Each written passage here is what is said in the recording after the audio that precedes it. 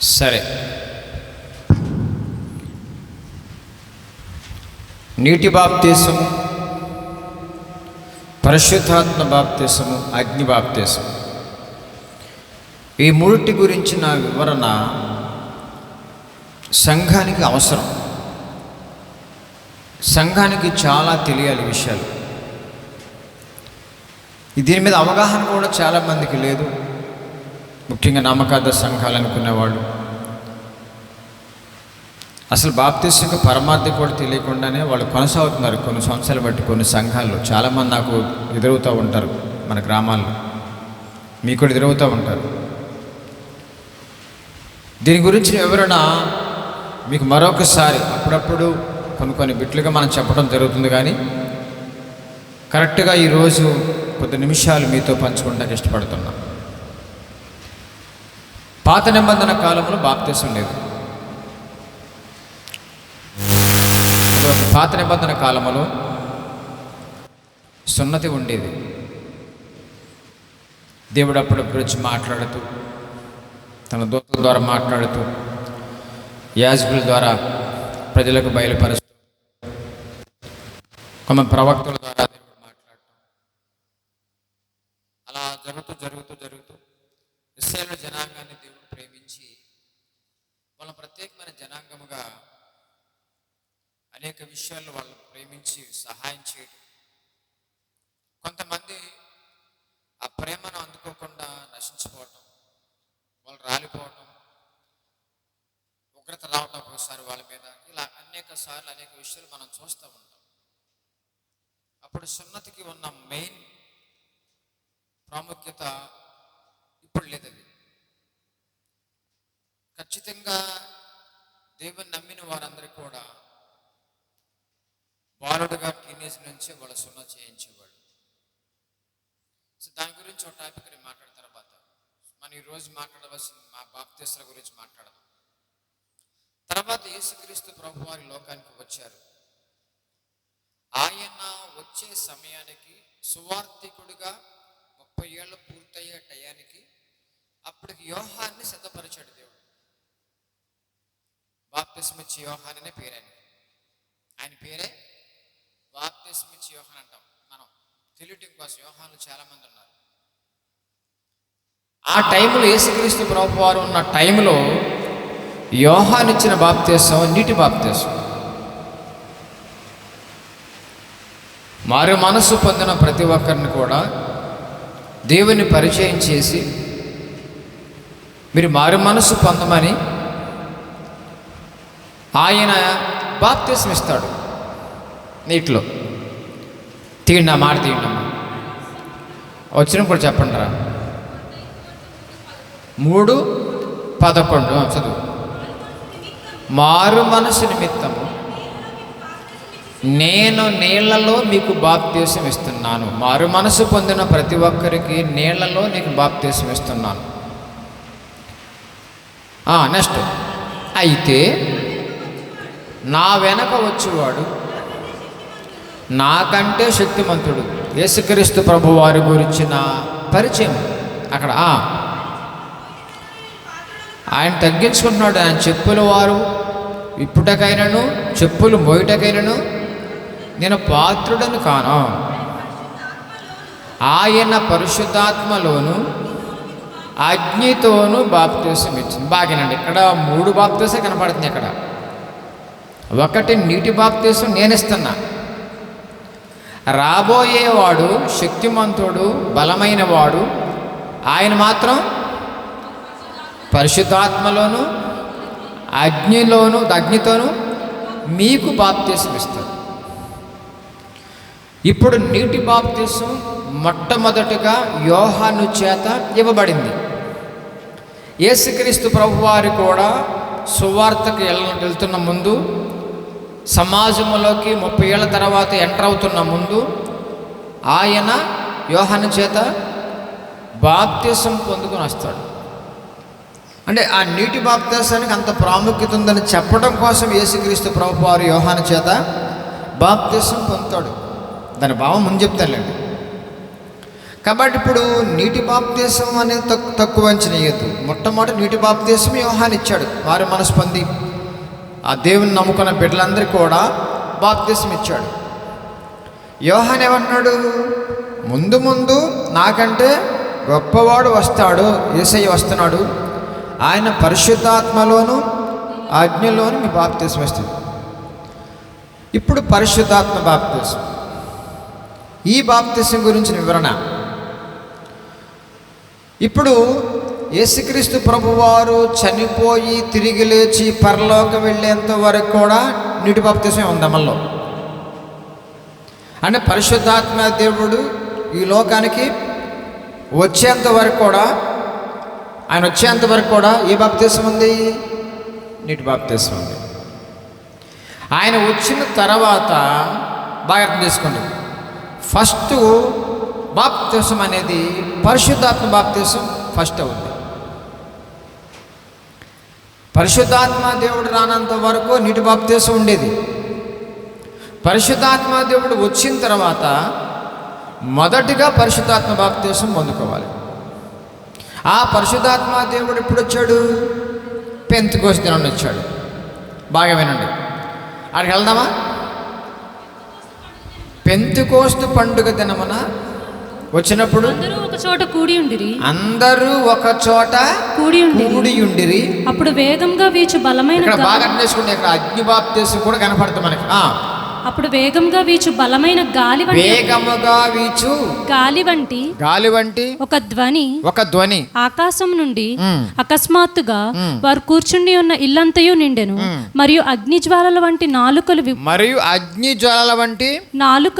నాలుకలు విభాగింపబడి వారికి కనబడి వారిలో ఒక్కొక్కని మీద వ్రాలగా అందరూ పరిశుద్ధాత్మతో నిండిన వారే ఆ ఆత్మ వారికి వాక్శక్తి అనుగ్రహించిన కొలది అన్య భాషలతో మాట్లాడసాగారు.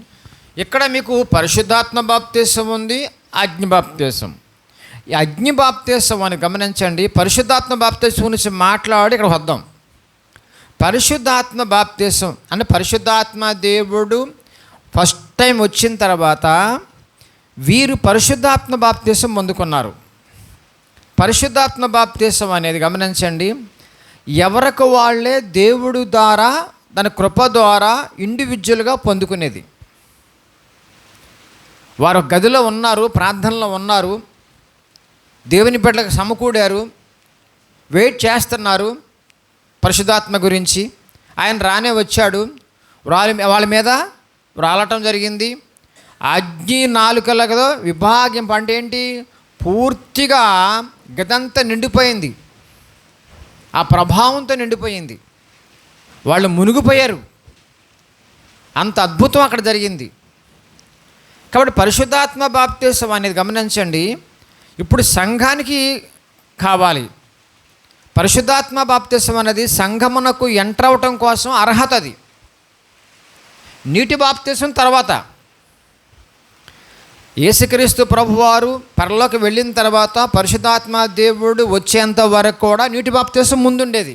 అది యోహాను చేత ఇవ్వబడింది. కొంతమంది పరిసయ్యులు మారారు, యూదులు మారుతున్నారు అక్కడ. తర్వాత పరిశుద్ధాత్మ దేవుడు వచ్చిన తర్వాత ఇప్పుడు పరిశుద్ధాత్మ బాప్తీసం ఫస్ట్ తీసుకోవాలి. చదవమ్మా అన్నమాట. అపోస్తల కార్యములు 10వ అధ్యాయం 47వ వచనం. అందుకు పేతురు, పరిశుద్ధాత్మను పొందిన వీరు బాప్తిసం పొందకుండా ఎవడైనాను నీళ్లను ఇప్పుడు పరిశుద్ధాత్మ బాప్తిసం అయ్యింది, తర్వాత ఏం జరిగిందమ్మా? నీళ్ళ బాప్తిసం, నేటి బాప్తిసం గురించి మాట్లాడుతున్నాడు పేతురు గారు. అంతకుముందు పరిస్థితి ఏంటి? నీటి బాప్తిసం పొందుకున్నారు. ఎందుకంటే యేసుక్రీస్తు ప్రభు వారు చనిపోలేదు, అప్పటికి ఇంకా తిరిగి లేపబడలేదు, పరిశుద్ధాత్మ దేవుడి లోకానికి రాలా ఇంకా. కాబట్టి ఇప్పుడు పరిశుద్ధాత్మ బాప్తిసం అనేది మస్ట్, ఫస్ట్ తప్పని పరిస్థితిగా జరగాలి ముందు. అది ఎప్పుడు జరుగుద్ది? ఎలా జరుగుద్ది? మీరు మారు మనసు పొంది పాపక్షమాపణ నిమిత్తము ప్రతివాడు యేసుక్రీస్తు నామమున బాప్తిసం పొందుడా.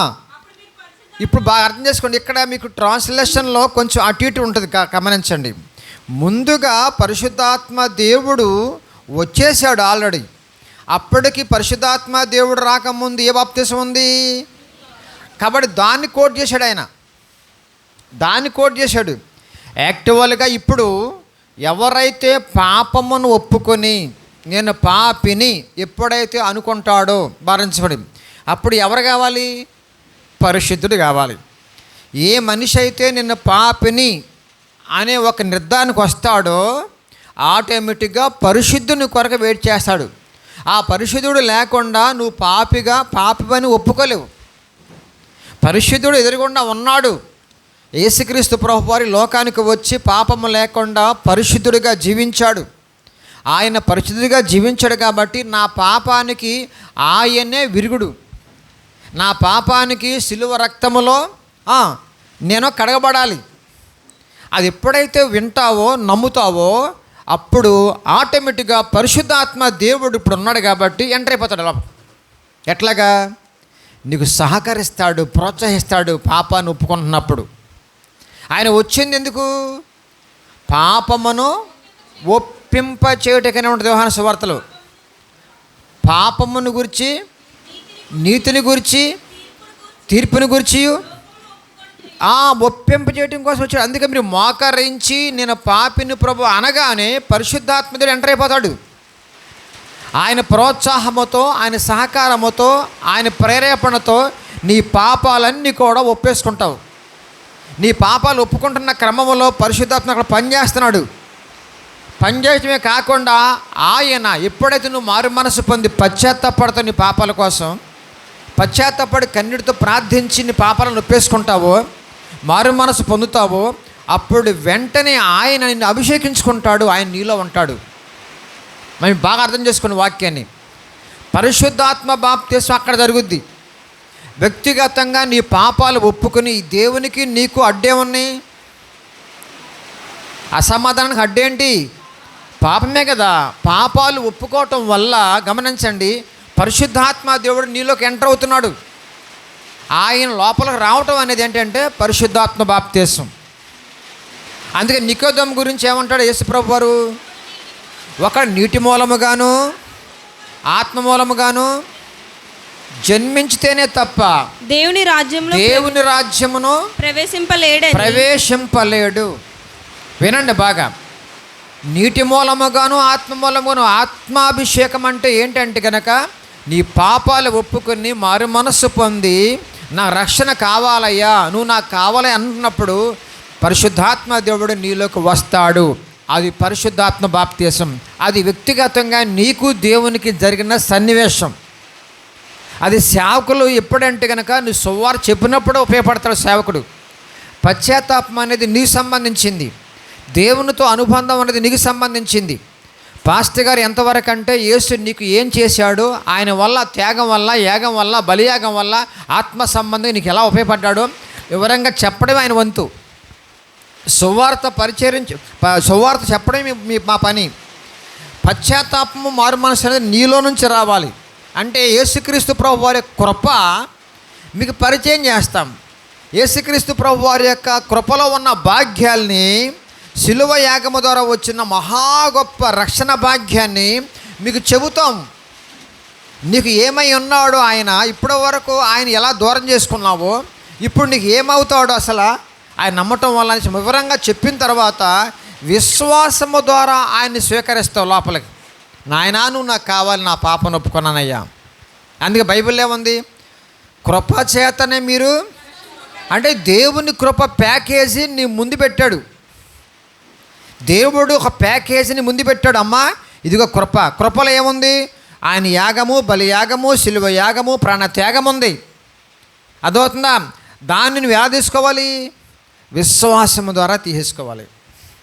నేను నమ్మాను దేవా, నాకు కావాలి ప్రభువా, నువ్వు నా పాపాలు ఈయన నన్ను క్షమించయ్యా, నా మీద ఉగ్రత రాకుండా, నా మీద శిక్ష రాకుండా, నా మీద ప్రేమను చూపించి నువ్వు శిక్షించబడ్డావయ్యా, నన్ను కనికరించనేసి పశ్చాత్తాపం అంటది.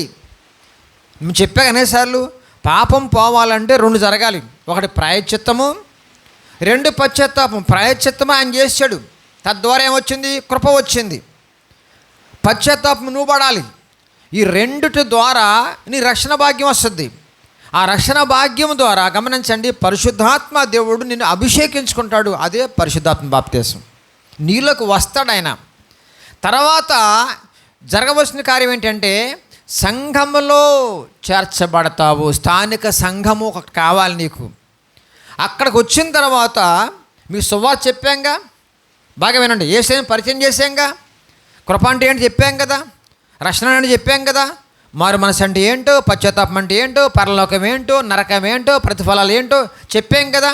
నువ్వు మారు మనసు పొంది పశ్చాత్తాపడి బాప్తిసం, ఏ బాప్తిసం? పరిశుద్ధాత్మ బాప్తిసం పొందేవు కదా. చదవమాట, చదువమ్మా.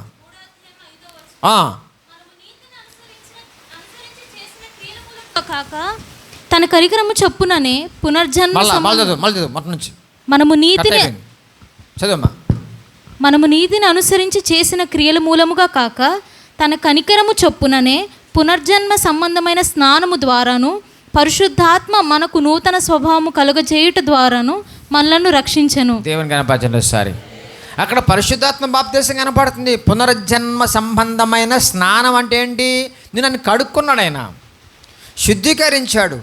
నువ్వు ఒప్పుకున్నావు, ఇది నేను పాపినయ్యా, ఈ దోషం చేశానయ్యా, నీకు సిలువ వేయటానికి కారణం నేనయ్యా, నా పాపమేనయ్యా, ఆ శిక్ష అంతా నా మీద పడాలయ్యా, అయ్యో ఇంత ప్రేమ ఒలిగించావయ్యా, నన్ను కనికరించనేసి పశ్చాత్తాపడటం వల్ల పునర్జన్మ సంబంధమైన స్నానం అంటేదే. దేవుడు తన యొక్క రక్తాన్ని కార్చి ప్రాణం పెట్టడం వల్ల నీ పాపాలు క్షమించబడినవి, నీ పశ్చాత్తాపడటం వల్ల. పరిశుద్ధాత్మ దేవుడు అక్కడికి రానే వచ్చాడు. బాగానండి, నీలోకి వచ్చాడు. ఇప్పుడు యేసు ప్రభువు నువ్వు కలిసిపోయావు, పరిశుద్ధాత్మ దేవుడు నీలో ఉన్నాడు. ఇప్పుడు ఈ విషయాన్ని చాలామంది తెలియకుండా అదేనే ఆ స్పృహ లేకుండా బతికేస్తున్నారు. ఈ స్పృహలో సంఘం ఉండాలి. పరిశుద్ధాత్మ దేవుడు నాలో ఉన్నాడు. ఎప్పుడైతే పశ్చాత్తాపడి నా పాపాలు ఒప్పుకొని ఆయన సిలువ యాగాన్ని ధ్యానం చేసుకొని ఆయన ప్రేమను జ్ఞాపకం చేసుకొని ఎప్పుడైతే మారు మనసు పొందామో ఆయన్ని అభిషేకించుకున్నాడు.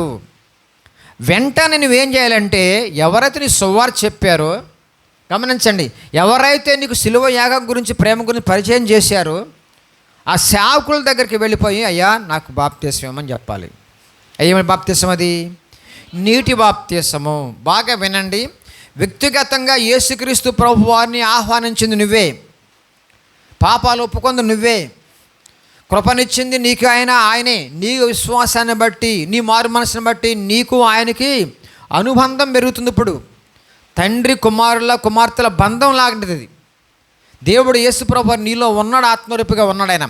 ఆయన ఉన్నాడు కాబట్టి ఇప్పుడు నాకు స్థానిక సంఘం కావాలి, ఒక దైవ సేవకుడు కావాలి నాకు. ఎందుకంటే ఆత్మ సంబంధంగా నన్ను పెంచాలి, ఆయన రాకడకు సిద్ధపరచాలి, వాక్య జ్ఞానంతో నన్ను పెంచాలి.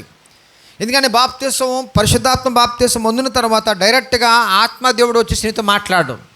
నీలో ఉన్నాడు ఆయన, నిన్ను ప్రేరేపిస్తాడు, నీకు ఆశ కల్పిస్తాడు. అర్థమవుతుందా? నీ ఆత్మీయ జీవితం అంతా మార్పు దిశగా ప్రయాణింపజేయడం కోసం ప్రోత్సహిస్తాడు ఆయన. కానీ ఇక్కడి నుంచి సేవకుల ద్వారా వాక్యం వెళ్ళాలి నీకు.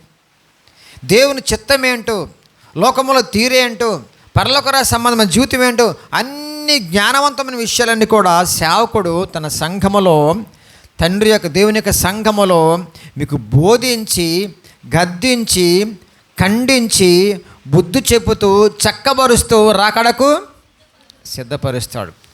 అందుకే స్థానిక సంఘ సభ్యులుగా, పరలోక సంబంధులుగా, విశ్వాస వీరులుగా ఆయన శిష్యులకు కొనసాగడం కోసము అందరిలో ఏం చేయాలమ్మా? నీటి బాప్తీసం ఇవ్వాలి. మేము సంఘం ఎదుట నీటి బాప్తీసం ఇవ్వాలి. నీటి బాప్తీసం యొక్క పరమార్థం ఏంటి? ఇప్పుడు వచ్చేద్దాం పాయింట్కి. ఎప్పుడైతే నీటిలో అలా ముంచుతామో, అక్కడ రోమపత్రికలు చూడండి, రోమిలకు రాసిన పత్రికలు ఉంటే చూడండి, 6వ అధ్యాయం చూడండి, చదవన్నమాట.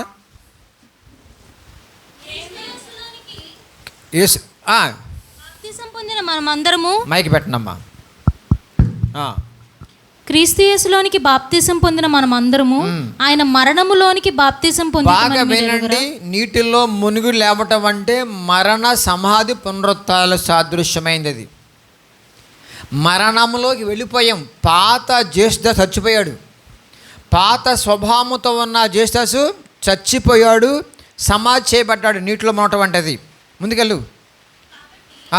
తండ్రి మహిమ వలన క్రీస్తు మృతుల్లో నుండి ఎలాగూ లేపబడెనో, మళ్ళీ యేసు ప్రభు వారు సమాధికి వెళ్ళి తిరిగి లేచాడు, అలాగే మనమును నూతన జీవము పొందిన వారమై నడుచుకున్నట్లు. బాగా వినండి, నీటిలో మునగటం వల్ల నూతన జీవం రాలా, పరిశుద్ధాత్మ బాప్తిసం అక్కడి నుంచి స్టార్ట్ అయింది నూతన జీవితం.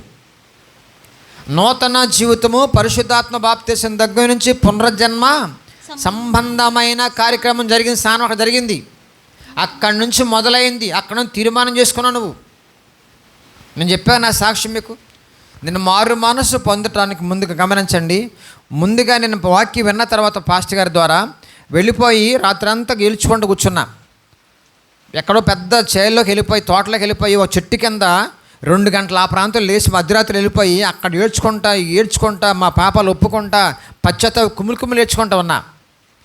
తర్వాత ప్రశాంతం వచ్చేసి మీరు నమ్మండి, నా జీవితం అనుభవం చెప్తున్నాను మీకు. ఎప్పుడైతే నా పాపాలు ఒప్పుకుంటామో, రోత బతుకు అంతా కూడా ముందు కక్కేస్తామో, ఏ సెంటెంట్ తెలియకుండా బతికేసిన విషయాలు కూడా ఒప్పేసుకుంటామో, అప్పుడంటే మనసు ఎంత తేలిగ్గా ఉంటుందో. అప్పటివరకు బండరాలిపోయి ఒక బండమారిపోయిన జీవితం నాది. పరిశుద్ధాత్మ దేవుడు ఎంటర్ అయిపోయాడు నాలోకి. తేలిగ్గా ఉన్న మనసు అంత తేలిగ్గా ఉంది, ప్రశాంతంగా ఉంది. అప్పుడు మోకరించి మళ్ళీ ప్రార్థన చేసుకున్నాను. అప్పుడో ప్రార్థన రాలా, ఏడుతూనే ఉన్నా నా బ్రతుకు, నా జీవితం కోసం. ఎన్నాళ్ళు బట్టి ప్రభు సత్యవాక్యం తెలియకుండా నామకార్థంగా బతికేశానయ్యా. ఎన్నాళ్ళు బట్టి నా పాపాలంటే ఏంటో తెలియకుండా, దాని పర్యాసనం తెలియకుండా బతికేశాను. నేను క్షమించమనిసి అన్ని పాపాలు ఒప్పుకుంటూ పశ్చాత్తపడి కుమ్ములు ఏడ్చానండి. అందుకే అంట శిశువు అనేవాడు పుట్టిన వెంటనే ఏడవాలి. మీరు కొత్త శిశువుగా పుట్టినట్టుగా ఉంటుంది కనుక కన్నీరుతో ఉంటేనే దాన్ని ఏమంటారమ్మా? క్రొత్త జన్మ. యోహాను సువార్త 3లో ఏముంటుంది? క్రొత్త జన్మ, నూతన జీవితం అక్కడ స్టార్ట్ అయ్యింది. మరి సంఘవస్తుల మధ్యన మళ్ళీ నీటి బాప్తిసం ఎందుకంటే కనుక దీంట్లో ఉన్న పరమార్థం ఏంటంటే, నేను యేసుప్రభువుని అంగీకరించాను, నా యేసుప్రభు కావాలి, నా పరలోకం కావాలి, నన్ను ట్రైనింగ్ ఇచ్చే సంఘం కావాలి, కాబట్టి ఈ సంఘంలో సభ్యురాలుగా నేను ఉండబోతున్నాను, కాబట్టి నాకు బాప్తిసం ఇవ్వండి అయ్యగారండి అన్నప్పుడు మేమేం చేస్తామంటే, నీళ్ళు రెడీగా ఉన్నాయి, పాస్టర్ రెడీగా ఉన్నారు, బాప్తిసం ఇస్తాం. దాని పరమార్థం ఏంటి? యేసుక్రీస్తు ప్రభువు మన పాపాల కోసం చనిపోయి సమాధి చేయబడ్డాడు, నిన్ను ముంచడం అంటే అదే. తిరిగి మళ్ళా లేచాడు ఆయన, అంటే క్రొత్త జీవిగా ఒక చక్కని జీవితాన్ని ప్రారంభిస్తున్నావు సంఘముతో కలిసి. నేను అందుకంటానమాట, నువ్వు మహిళా మండల సభ్యత్వం లేకపోయినా అది ఒరియామసల్లా, సంఘములో సభ్యుడిగా ఉండకపోతే నీకు దిక్కెవరు ఉండరు. మీరు నమ్మండి, మొన్నే ఒక ఆమె చనిపోతే సిస్టర్ గారు వేరే ఊరు నుంచి వాళ్ళ సేవకులు కూడా రాలేదండి. ఎవరో చెప్పారంట మా అయ్యగారు ఇక్కడ రెడీగా ఉంటారనేసి. సరే వెళ్ళాను ఎందుకంటే వాళ్ళు మాకు తెలుసు కాబట్టి, కొంత మన గ్రామ్యమే కాబట్టి పలకరించాలి. వెళితే నేను వెళ్ళి వెళ్ళిన తర్వాత వెంటనే వాళ్ళని అయ్యగారండి, అయ్యా కొంచెం సమాధి కార్యక్రమం చేయాలండి. అమ్మా బాప్తిసం పొందిందామా? బాప్తిసం పొందండి. ప్రభు నమ్ముకుందండి. వెంటనే నేనే అక్కడ సమాధి కార్యక్రమం చేసి వచ్చా. అంటే సమాధి కార్యక్రమం చేయటం కోసం కాదు పాస్టరు, బాప్తిసం ఇవ్వటం కోసం కాదు పాస్టరు. బాగా అర్థం చేసుకోండి. సువార్త చెప్పి నమ్మిన తర్వాత బాప్తిసం ఇచ్చి నీటి బాప్తిసము రాకడకు సిద్ధపరచడం కోసం సేవకుడు కావాలి. పరిశుద్ధాత్మ దేవుడు నాలో ఉన్నాడు, సేవకుల్లో నీలోనే ఉన్నాడు. నీలో ఉండి ఆయన పని చేస్తూ ఉంటాడు. నిన్ను ప్రేమించి నాలో ఉన్నవాడు కూడా పనిచేస్తాడు నీ కొరకు. అద్భుతమైన అనుబంధం అండి ఇది. దేవుని గణపరచండి ఒకసారి. ఎంత సంతోషంగా ఉంటుందో ఆ సన్నివేశం చూసుకున్నప్పుడు, జ్ఞాపం చేసుకున్నప్పుడు నాకు అద్భుతం కదండి. ఇప్పుడు ఈరోజు ప్రపంచంలో ఏం జరుగుతుందంటే, దేవుని నమ్ముకోవడం, లెంపలేసుకోవడం, టెంకాయ కొడతాము, గుడికెళ్ళి మొక్కుకోవటము, బొట్లు పెట్టుకోవడము, లేకపోతే మనం కూడా క్రైస్తవులు కూడా అలాగే అయిపోయారండి. ఏదో గుడికి వెళ్తున్నాగా, మొన్న ఆ సిస్టర్ గారు అంటున్నారు అక్కడ మాట్లాడుతున్నప్పుడు, మా అక్క కూడా గుడికి వెళ్ళొద్దండి, ప్రభుని నమ్మిందండి. నిన్న గుడికి వెళ్తామని నమ్మటమా? గుడికి వెళ్ళటం నమ్మటం కాదు కదా, ఇది జరగాలి. ఇప్పుడు నేను చెప్పింది సువార్త వెళ్ళిందా వెళ్ళలా, అసలు యేసుని ఎందుకు నమ్ముకోవాలో తెలియలా, చెప్పలా ఆమెకి. ఎవరు చెప్పారంటే గుడికి వెళ్తే ఒక మంచి జరుగుద్ది అనేసి వెళ్ళి వచ్చేస్తుంది. ఎప్పటి నుంచి 3 సంవత్సరాల పాటు వస్తుంది, అలా వెళ్తుంది. మారు మనసు అంటే తెలియదు, రక్షణ అంటే తెలియదు, యేసు ప్రభు విలువ అంటే తెలియదు. సిలువ యాగంలో ఉన్న ప్రేమ ఏంటో తెలీదు. అంటే పరలోకం తెలీదు, నరకం తెలీదు, సాతాను తెలీదు, అసలు ఈ లోకములు ఎలా బతకాలో కూడా ఏం తెలియకుండా వెళుతుంది వస్తుంది. అన్నీ బాగుంటేనేమో స్తోత్రం అంటుంది, లేకపోతేనేమో తిట్టుకుంటుంది. వాళ్ళు విశ్వాసులు అంటారు వాళ్ళని. నేను చెప్పిన క్రమాన్ని మీరు పాటించారా? అలా వచ్చిందా సీక్వెన్స్ మనకి? అది సంఘాన్ని కడతామంటే ఎప్పుడైతే నమ్మి బాప్తీసం పొందుకుందో, 1 పరిశుద్ధాత్మ బాప్తీసం, 2 నీటి బాప్తీసం, అప్పుడు సంఘ సభ్యురాలుగా సంఘములు ఆత్మీయ కుటుంబంలో కొనసాగుతూ ఉంటావు. ఉచితమే కదండి, టికెట్ ఏముండదుగా. ఉచితంగా ప్రవేశించాను లోపలికి. ఇది దేవుని రాజ్యం, దేవుడు చెప్పింది. ఇది దేవుని రాజ్యం. ఇప్పుడు ఇంతకీ అగ్ని బాప్తీసం ఏంటి పాస్టర్ గారు అండి? ఇప్పుడు మళ్ళీ వెనకెళ్దాం. అగ్ని బాప్తీసం ఏంటి? అది కేవలము అపోస్తలులకు మాత్రమే ఒక వరముగా ఇవ్వబడింది. దేవుడు అగ్ని నాలుకలతో విభాగింపబడి వారిని పవర్తో నింపాడు, దేవుని యొక్క శక్తితో. చదవమ్మట. మరియు విభాగింపబడినట్లుగా వారికి కనబడి వారిలో ఒక్కొక్కని మీద వ్రాలగా. వాళ్ళకి ప్రత్యేకత ఇది. వాళ్ళ ప్రత్యేకత ఏంటి? అగ్ని బాప్తీసం వారి వరకే పరిమితం. అందుకే వాళ్ళు బాప్తీసం పొందిన తర్వాత, పరిశుద్ధాత్మ బాప్తీసం, అగ్ని బాప్తీసం అయిన తర్వాత, ఆ టైంలో, ఆ పీరియడ్లో వారు ఎవరైతే దేవుని నమ్ముతారో వాళ్ళ మీద చేతులు ఉంచితే పరిశుద్ధాత్మ దేవుడు దిగి వచ్చాడు, వాళ్ళ మీదకి వచ్చేవాడు. భారం చేసుకోండి, వాళ్ళకి మాత్రమే ఆ వరం. ఆ మాట చదవమ్మా, 8వ అధ్యాయము చదవమ్మా. వచ్చి వారు పరిశుద్ధాత్మను పొందవలనని వారి కొరకు ప్రార్థన చేసిరి. అంతకు ముందు వారు 6 కూడా 6 నిలబెట్టిరి. ప్రార్థన చేసి వారి మీద చేతులుంచి, ప్రార్థన చేసి వారి మీద చేతులుంచిరా.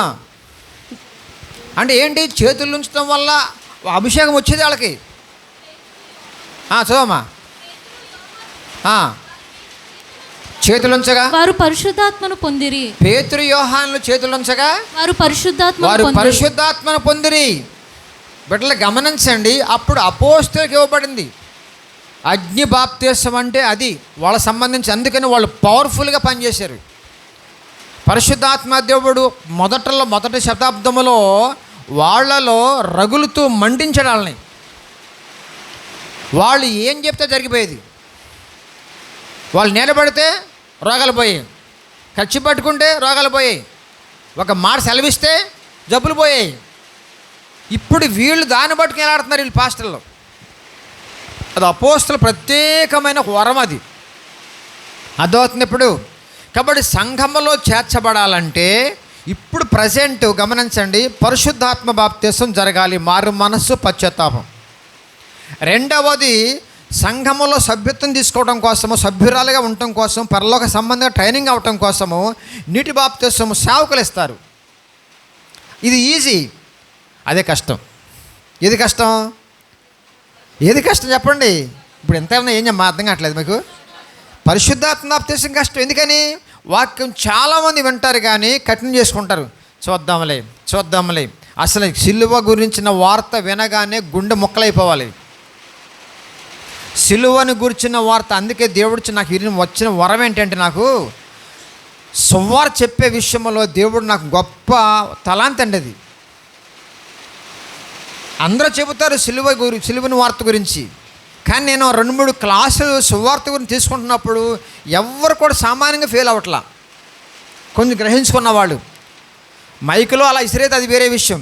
ఇండివిజువల్ పర్సనల్ ఎవాంజలిజం, వ్యక్తిగతంగా వాళ్ళని టచ్ చేయాలి, వ్యక్తిగతంగా కూర్చోబెట్టాలి 4-3 క్లాసులకి.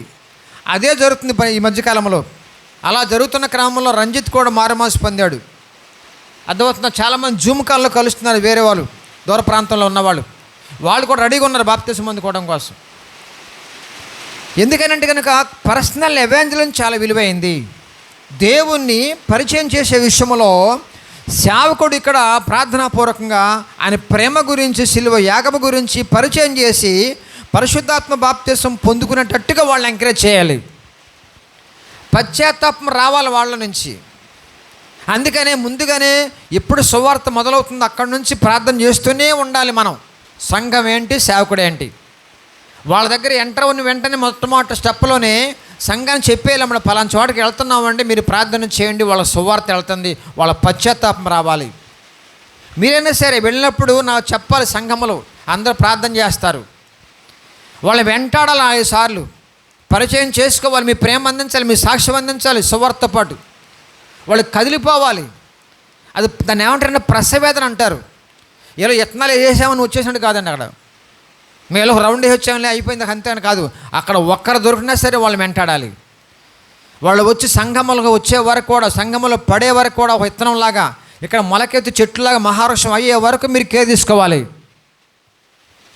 అంత ప్రయాస. అందుకే పౌలు అంటాడు ప్రసవేదన పడ్డా అంటాడు. ఎందుకన్నాడు కదా, విడిచిపెట్టలా. కొరింథీకి వెళితే గలతీ రాసేవాడు లెటరు, గలతీలో ఉంటే కొరింథీకి రాసేవాడు, అటు నుంచి ఎఫెసీ రాసేవాడు, జైల్లో నుంచి ఏమో తిమోతి లెటర్ రాసేవాడు. ఏంటంటే కనుక ఏ ఆత్మ పోకూడదు, ఇంత ప్రసవేదన ఉండాలి మీకు నాకు. ఎందుకంటే మీకు ఎంత ఉందో నాకు అంతే ఉంటుంది. ఇక్కడ ఆ భాగ్యాలు మనం పొందుకున్నాం. దేవుని నామమున స్తోత్రం. ప్రియమైన దేవుని సంగమా,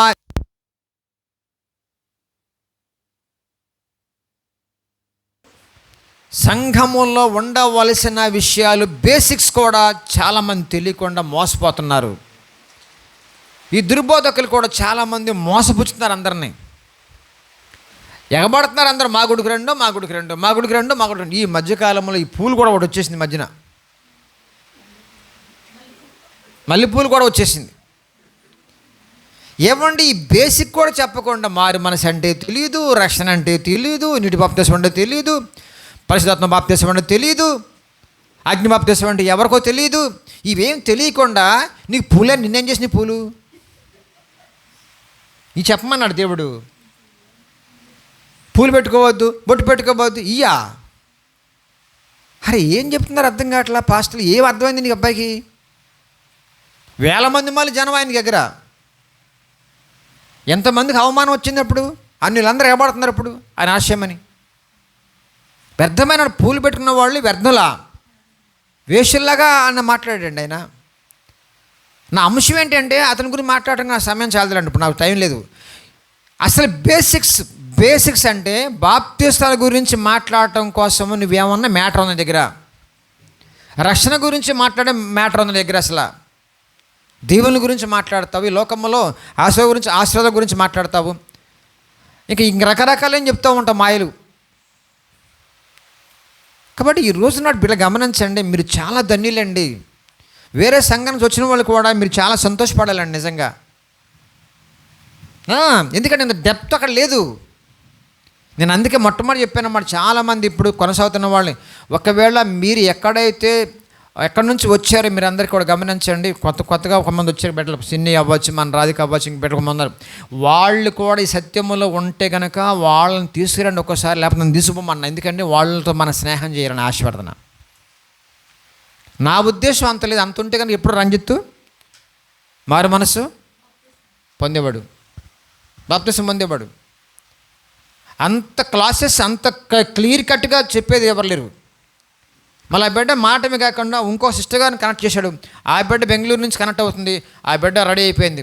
అయ్యగారు నేను వస్తాను, త్వరలో ఒక రోజు వస్తానండి బాప్తిసానికి. ఫుల్ క్లారిటీ ఇవ్వాలి వాళ్ళకి. ఇంత క్లారిటీ లేకుండా బొట్ల గురించి, పువ్వుల గురించి, చీరల గురించి మాట్లాడతావా? నీకెందుకు అయ్యా అసలు పువ్వు లేకుండా పని అవుతుందా? పువ్వులని పని అవుద్దా? చెప్పండి, నాకు పర్లేదు. మీకు ఇంట్రెస్ట్ కదా, మీ టాపిక్ బాగుంటుంది కదా. ఇప్పుడు పువ్వులు లేకుండా పని అవుద్దా? సన్మానానికి పువ్వులు కావాలి, పెళ్ళికి డెకరేషన్కి పువ్వులు కావాలి. నువ్వు రాసుకునే సెంట్లు ఎక్కడే? ఇలా చూస్తున్నాయి, ఇంకా లాగా వస్తున్నాయమ్మా. ఎక్కడే? పువ్వులే కదమ్మా. పువ్వులేనా పని అవుద్దా? పెట్టుకుంటే ఇష్టం, పెట్టుకోలే మానేసేయి. దాని గురించి పెద్ద పాయింట్లా పెట్టేసి పాపంలా పెడితే ఎలాగా?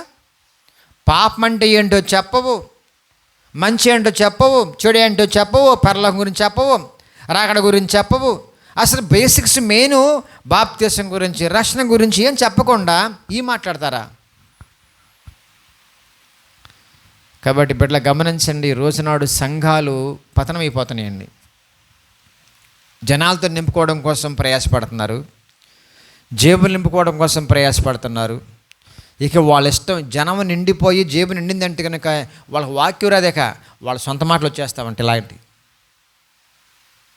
ప్రార్థన చేయరు. ఇంక వాళ్ళు కన్నీరు కాచరు, ఆత్మ పట్ల భారం ఉండదు. నేను ఒకటే చెప్తాను, చాలామంది సేవకుల విషయంలో కొంతమంది వేలు మంది వచ్చారని చెప్పాడు. వారిలో కనీసం ఒక 10 మంది అన్నా నువ్వు ఇంటికి వెళ్ళి సువార్త చెప్పి కన్నీటి ప్రార్థనతో నువ్వు ప్రసవేదన పడి కన్నావా? అంత ఉండదండి. అది నేను చెప్పగలను, నాకు దేవుడిచ్చిన భాగ్యం అది. కాబట్టి ఈరోజు నాడు సంఘాల్లో కేవలము మొదటి మెట్టులోనే ఏమీ తెలియకుండా వచ్చి వెళుతూ చివరికి నరకానికి వెళ్ళిపోతున్నారు అందరు కూడా. అందుకే మత్తయి సువార్త 7:21 ఏముంటుంది? మీ నిమిత్తం మేము దెయ్యాలను వెలగొట్టలేదా? మీ పేరున అద్భుతాలు చేయలేదా? ఏముంటాయి అక్కడ? ఇదే పనే కాళ్ళకి పీటింగ్లో దెయ్యాలు వెలగొట్టేయటం, అద్భుతాలు చేయటము, గుంటోడు నడుస్తున్నాడు, గుడ్డోడు చూస్తున్నాడు, ఏం మాటలు ఉంటాయి అక్కడ? వాక్యం ఉండదుగా. అలాంటి వాళ్ళని దేవుడు ఏమంటున్నాడమ్మా? ఇది అద్భుతాలు చేసిన వాళ్ళని, ఇంకా స్వస్థపరిచిన వాళ్ళని, ఇంకా ప్రవచించే వాళ్ళంట, ఇంకా దెయ్యాలని వెళ్ళగొట్టే వాళ్ళని, అలాంటి గొప్ప గొప్ప వాళ్ళని ఏమన్నాడైనా? మీ దృష్టి ఎలా ఉన్నారు వాళ్ళు? అమ్మో, దెయ్యాలు వెళ్ళగొట్టేస్తున్నారండి వాళ్ళు, స్వస్థలు వచ్చేస్తున్నాయండి వాళ్ళకి. అలాంటి వాళ్ళని పట్టుకుని ఏకేతనాడు యేసయ్య. ఏమన్నాడైనా? అస్క్రమం చేయవర్లారా నా యొద్ద నుండి పోండి. మీరు ఎవరు నమ్ముతారు ఇప్పుడు? నమ్మండి. నా యేసయ్యకి నాకు కలపండి, ఆ బంధాన్ని కలిపే సిస్టమ్ ఒకటి ఉంది. అది మారు మనసు రక్షణ, పరిశుద్ధాత్మ బాప్తీసం. అది లేకుండా వీటి గురించి మాట్లాడతాయి ఎందుకు బాబు? నాకు స్వస్థ ఏముంది? ముందు ఆత్మీయ స్వస్థ కావాలి. ఆ ఆత్మీయ స్వస్థ పొందుకుంటే దెయ్యం నన్నేం చేద్ది? వాళ్ళు దెయ్యం వెళ్ళగొట్టే అవకాశం నీకెందుకు ఎత్తా? నేనంటేనే పారిపోతుంది. ఎందుకని? నువ్వు నన్ను ఏసైతే కలిపేసావుగా. నువ్వు ఏసైతే కలిపేస్తే నీతో పని ఉండదు. నువ్వు దెయ్యాలు వెళ్ళగొడటం కోసం పాస్టర్ ఏం బహుశా అసలు దెయ్యమే లేకుండా పారిపోయేట్టుగా నాలో ఉన్నాడు యేసు ప్రభు. అది కరెక్ట్ సిస్టమ్. మీరు చాలామంది అమ్మో దెయ్యం అంటున్నారా? అంటున్నారు మీరు. పిల్లలంటే ఏమన్నా మీరు? దెయ్యాలు మన సంబంధించినవి కాదు. ఏం చెప్పాలి మీరు? ఏం చెప్పాలి చెప్పండి అమ్మా. దెయ్యాలు మన సంబంధించినవి కాదు. ఆ బ్యాచ్ వేరుగా ఉందమ్మా. మీరు ప్రశాంతం పడుకోవడం చెప్పాలా. మీరు ఉలిక్కిపడతా ఉంటారు. ఆడు ఎప్పుడో పోయాడు దెయ్యంగాడు, దేవుడు మనలోకి వచ్చేసాడు. ఇంకా దేవుడితో పని, దెయ్యంతో పని అంటే మనతో పని అంటే ఆడికి. ఇది కరెక్టు. ఈ పరిస్థితి లేకుండా బిడ్డలు గమనించి అమాయకంగా చాలామంది బలైపోతున్నారు. మీరు చాలా ధన్యులు. ఎందుకు ఈ టాపిక్ ఎత్తానంటే మీకు కూడా మరొకసారి జ్ఞాపం చేస్తే దాంట్లో మీరు స్ట్రాంగ్ అవుతారు. ఒక స్పృహ ఏంటంటే పరిశుద్ధాత్మ దేవుడు నాలోనే ఉన్నాడు అని అభిషేకించుకున్నాడు. కాబట్టి లేని వారికి నా యేసుని పరిచయం చేసి వారు కూడా పొందుకునేలాగున ప్రయాసపడతావే, అదే ప్రసవేదన, అదే నీకు భాగ్యం. ఎప్పటికప్పుడు నాలో ఉన్నవాడు నాకు ప్రేమించేవాడు కాబట్టి నేను ఎలా పొందుకున్నాను ఆయన్ని, అలా కూడా మా పిన్నో మా అత్తో మా ఆయనో పక్కోళ్ళు పొందుకోవడం కోసం కొంచెం ప్రయాసపడతావే, అదే నీకున్న భారం, ఆత్మల భారం, ప్రయాస, కొంచెం ప్రసవేదన. అది లేకుండా ఈజీగా బతుకుతుంటావు, అక్కడ నీకు ఏమొస్తుంది ప్రతిఫలం? పరలోకం వెళ్తావు నువ్వు. చాలా ఉండాలిగా అక్కడ మనం పొందుకోవాలిగా. అది చూపిస్తున్నారు వీళ్ళందరూ కూడా. పరలోకములో కొన్ని మెట్లు ఉంటాయి, మీకు తెలిసే విషయం తెలుసుకో చెప్పాగా. పరలోకములో స్థాయిలు ఉంటాయి కదండి, అది కూడా చాలామంది సంఘంలో తెలియదు. మీకు ఏ విషయం తెలుసా? పరలోకం వెళ్తాం. ఓకే, పరలోకములో ఏ స్థానంలో ఉంటావు నువ్వు? అది చెప్తున్నారు వాళ్ళకి. ముగించేస్తాను బిడ్డలారా. మనం ఏ స్థానంలో ఉండాలో ఇప్పుడే మీరు నిర్ణయించుకోండి, ట్యూన్ చేసుకోండి. దానికి తగ్గ పని చెయ్యండి, దానికి తగ్గ ప్రయాస పడండి. అద్భుతమైన రేంజ్లో ఉంచుతారు మీరు, దేవుడు ఉంచుతాడు. మీరు వెళ్ళలేకపోతున్నారు, వెళ్ళే వాళ్ళని పంపండి. ఖర్చు ఉండి లేకపోతే ఖర్చు పెట్టండి. మీరు వెళ్ళన్నా చెప్పండి, సంఘం మీ అనుమతి ఉంటుంది. వెళ్ళేవారికన్నా మీరు సపోర్ట్ ఇవ్వాలి. అందుకే చాలామంది మన ఈ మధ్యన ఎవరు వచ్చారు నా దగ్గరికి, ఇద్దరు మేము ఉద్యోగం చేసుకుంటున్నాం, ఓకే, మీ విషయంలో ఓరే రకంగా ఆలోచించండి బిడ్డలారా, చేసుకోండి పర్లేదు, కానీ సంఘమునకు సపోర్ట్ ఇచ్చి సేవకులను తయారు చేసే విషయంలో వాళ్ళకి ఫీడింగ్ ఇవ్వండి. తర్వాత సపోర్ట్ చేయండి ఎకనామికల్గా. ఇద్దరు ఉద్యోగాలు చేస్తున్నారనుకోండి, ఒక ఉద్యోగం చేస్తున్నారనుకోండి, మీరు వెళ్ళలేకపోతున్నారు, ఎందుకంటే మీరు లోకంలో ఉద్యోగం చేసే పరిస్థితి కాబట్టి. మీరు వెళ్ళే పరిస్థితి ఉంటే కనుక ఇంకో రకంగా వెళ్ళొచ్చు, కానీ ఇంకా సేవ కోసం ఇంకా సపోర్ట్ ఇవ్వాలి ఉన్న దాంట్లో. ఎంతైనా నాకే చాలదనుకుంటే కనుక మరి దేవుని పని ఏమవుద్ది? నా దగ్గర రావాలి, పాస్టర్ గారు రండి, సేవాపరంగా ఖర్చు పెట్టండి, ఏం చేస్తే బాగుంటుంది అనేసి నేను ఆలోచిస్తా. సేవ గురించి ఎవరిని పంపాలో పంపుతా. ఆసక్తి ఉన్న బిడ్డలు ఉన్నారు, నీకు ఆసక్తి ఉంది కానీ అవకాశం లేదు కాబట్టి నువ్వు వెళ్ళలేవు, పంపలేవు. ఎట్లా చదువుతుంది పని, దేవుని పని చెప్పండి. నేను వచ్చాను కాబట్టి కదండి మీ గృహానికి మీరు వచ్చారు అక్కడికి. మరి మీరు వెళ్ళలేకపోతున్నారు నాలాగా, వెళ్ళే వాళ్ళని పంపడం కోసం సపోర్ట్ ఇవ్వాలి మీరు. ప్రార్థన సపోర్ట్ ఒకటి, ఎకనామికల్ సపోర్ట్ ఒకటి, ఈ రెండు అద్భుతమైనవి అని చెప్పాను మీకు. యుద్ధం చేసేవాళ్ళకి, యుద్ధాయుధాలు మోసేవాళ్ళకి కూడా ఒకటే ప్రతిఫలం ఉంటుందండి. ఎందుకంటే యుద్ధాయుధాలు మోసేవాళ్ళు యుద్ధం చేయలేరు వాళ్ళు. కాబట్టి ఇది సంఘంలో ఉన్న నియమం, థియరీ. కాబట్టి నేను 24 hours 12 గంటలు ఉద్యోగం చేసుకుంటాను అనుకోండి, ఎస్ నా అవకాశం లేదు, కానీ సంఘంలో వెళ్ళే బిడ్డలకి మనం ప్రోత్సహిస్తే కొంతమంది ఖర్చు పెడితే మనకు ప్రతిఫలం ఉంటుంది కదా. అందరూ పాస్టర్లు అయిపోతే మరి పోషించేవాళ్ళు ఎవరు ఇంకా సంఘాన్ని? అందరూ లాయర్లు అయిపోతే దొంగలు అవడం, దొంగలుగా ఉండాలి వాడికి లాయర్కి, అంతే కదా. దొంగలు ఉండమని ఉద్దేశం కాదు. అంటే అర్థం ఏంటి? ఎందుకు లాయర్లు లేరు వాళ్ళు? దొంగలు ఉన్నారు కాబట్టి, అంతేనా? ఎందుకు మన పని ఉంది? మారిన వాళ్ళు ఉన్నారు కాబట్టి. రాకడొచ్చేంతవరకు నీ పని ఉంటుంది. ఆయన రాకడొచ్చేంతవరకు నీ ప్రాణం పోయే వరకు నీ పని ఉంటుంది. ఆ పనిలో నువ్వు భాగస్వామి అయ్యావా, సూపర్, సంఘం సపోర్ట్ ఉంటుంది నీకు. లేదు నా వల్ల కావట్లా, ఇండైరెక్ట్గా నేను సేవకులను పంపుతా, సువార్తికులను పంపుతా, నేను ఖర్చు పెడతా, వాళ్ళ కోసం నేను ఏమైనా ఇస్తా. అది ఇంత లోతు ఉంది, ఇంత దైవజ్ఞానం ఉంది.